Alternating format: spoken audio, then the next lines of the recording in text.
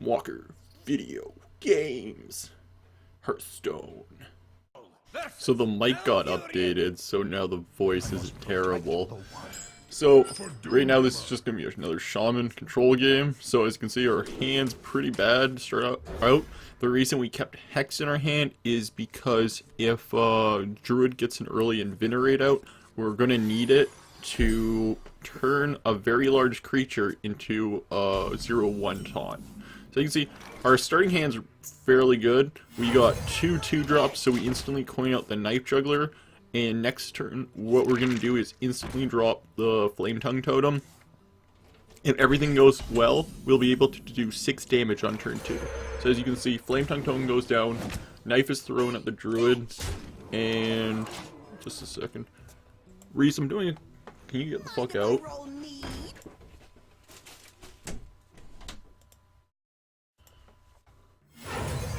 So the Knife Juggler comes down, and at this point, if we're lucky, we can do 6 damage at the same time.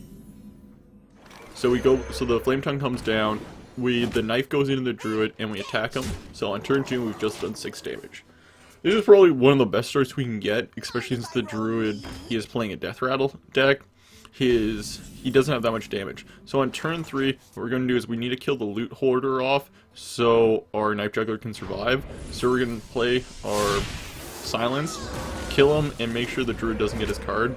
Unfortunately, the Knife goes into the Nerbian Egg. At this point, it gets a little dicey because what will happen is the Nerbian Egg goes off, then we have to deal with 4/4. So the Knife Juggler, so he swipes the field, really good swipe.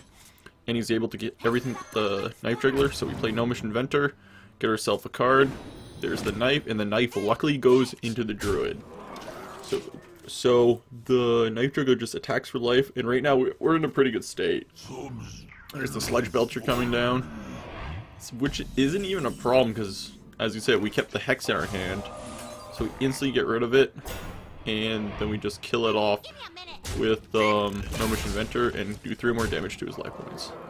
At this point, what we're gonna do, we actually don't do anything because I'm worried about the Knife going into the Nerbian Egg, and then the Nerbian Egg being able to trade 2 for 1 next turn. So at this point, what he does is place Defender of Argus and kills the Knife Juggler to proc the Nerbian Egg. But the good news is, at this point, the Nerbian Egg isn't going to trade 2 for 1. So we get the Blood Mage Thalmos, so we Lightning Storm for a 3/4 Lightning Storm, and we clear the entire field. So at turn 7, we're going to have 5 mana to work with. So we have Lightning Bolt, Nat Pagle, and our Totem ability, if everything goes well. So he uses Shapeshift and takes out Blood Mage Thalmos, but this is really good because since we didn't actually have a 5-drop, he'll give us some more card options. So right now we have both our card generation in this deck on the field, so we can see what we have. So we draw and we get a Sludge Belcher, which is really nice. At this point we play the Sludge Belcher. We're not really worried because right now he's got an Undertaker down, but even next turn our Lightning Bolt would still, we just have to trade into it. And with a Sludge Belcher down, he doesn't have right now the damage currently available on the field to deal with it. So he Faceless Manipulators the Sludge Belcher, and so he can kill the Sludge Belcher off if he wanted to. The thing is, I think that was a mistake on his part, because with that play he didn't get 3 taunts, he only got 2. And because it's turn 8, I got mana, I just play Kel'Thuzad on the field with minions down. This means that I can just trade my minions into his minions, and I don't really have to worry about this at any time in the game, because as long as when I trade, he doesn't have enough damage on the field to kill Kel'Thuzad, my minions will respawn and get their value all over again. So as you can see, right now, he could kill my Sludge Belcher, but if he killed the Sludge Belcher, I don't think he could kill Kel'Thuzad, which would mean he wouldn't have the damage necessary to win the game. So he plays Antares, and all his creatures get big, but he's still going to take 2 creatures to get through my taunt wall. So I'm assuming he's going to trade with his 4/5, but then he is going to lose. He could potentially lose. He's going to have to trade 2 creatures into Kel'Thuzad to make it profitable for him. So at this point, I'm assuming he's gonna, yeah, he has to kill off his Undertaker, and he's going to, and he puts his Sledge Belcher in a very hard predicament. So right now this is slightly, this is a slightly interesting thing to do. I can play Sledge Belcher right now, or I can trade my Gnomish Engineer into the Sledge Belcher and see what happens. As you can see, I go for the card draw because the reason I was able to do this play, because I killed off the Sledge Belcher, he is going to need 2 minions to get through the Sledge Belcher, probably Centaurus first, and then he is either going to, and then he's going to have to either hero power and go through it, and I get the card draw. So I'll get the card draw, and if he plays this wrong, I'll get a second card the next turn. So he gets his Undertaker on the field, but I'm not really sure. So he actually trades out in a different order, which I didn't think he was going to. I thought he was going to trade Centaurus first, because right now it's going to take him 3 minions to go through the Sledge Belcher. If he had done Centaurus first, he could have hero powered. And attacked with his 1/1 and then and got through to the Mana-Tide Totem.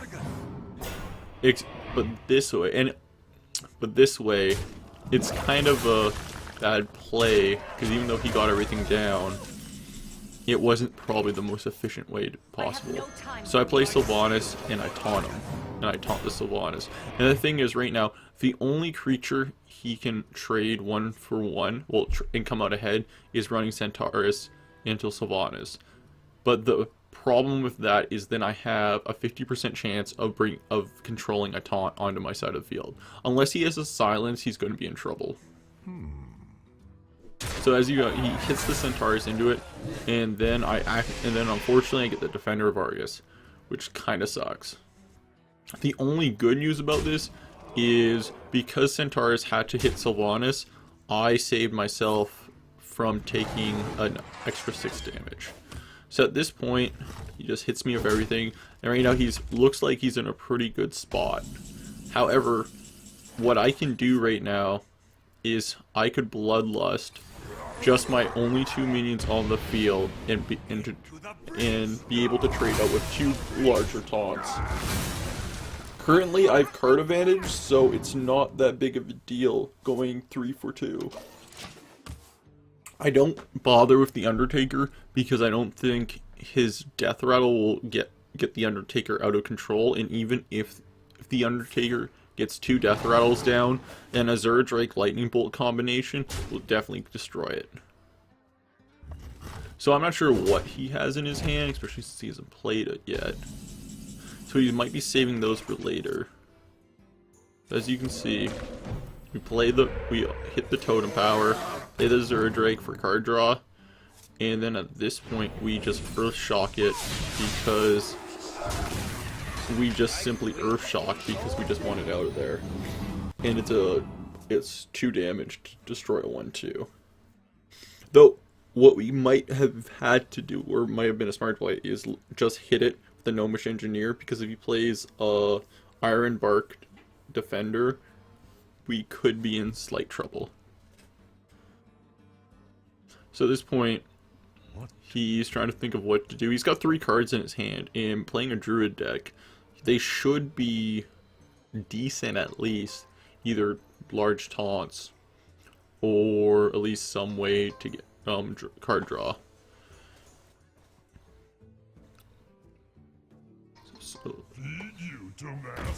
So he's got Fugan on the field, and he just needs Stalag now. But the thing is, so he he switches for a second Fugan. So we get our both Lightning Bolts, so we actually just won this game off Lightning Bolts. Because with our Azure Drake out, they do 4 damage each, 2 Lightning Bolts for the win.